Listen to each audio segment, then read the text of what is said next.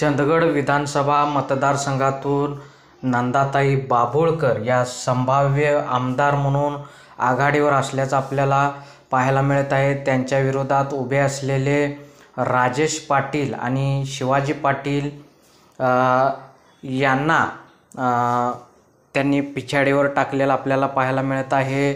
मत विभाजनाचा जो फटका आहे तो यावेळी राजेश पाटील यांना बसल्याचा आपल्याला पाहायला मिळत आहे। कारण एकूण चार उमेदवार रिंगणात असल्यामुळे मत विभाजनाचा फटका इथं बसलेला आपल्याला पाहायला मिळत आहे। तसेच शेवटच्या क्षणी नंदाताई बाभुळकर यांना मिळालेला मोठ्या प्रमाणात पाठिंबा आणि शेवटच्या क्षणी शरद पवार यांनी घेतलेली सभा यामुळे नंदाताई बाभुळकर यांनी आघाडी घेतल्याचं आपल्याला पाहायला मिळत आहे। तसेच बाबासाहेब कुपेकर यांचं असलेलं काम आणि एक प्रकारची जी सहानुभूती आहे ती सहानुभूती नंदाताई बाभुळकर यांच्या पाठीशी उभे राहिल्याचं आपल्याला पाहायला मिळत आहे आणि त्यामुळेच नंदाताई बाभुळकर या संभाव्य आमदार म्हणून यांनी आघाडी घेतल्याचं आपल्याला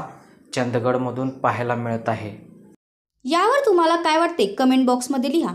चॅनलला सबस्क्राईब केले नसेल तर नक्की सबस्क्राईब करा। जगात भारी कोल्हापुरी।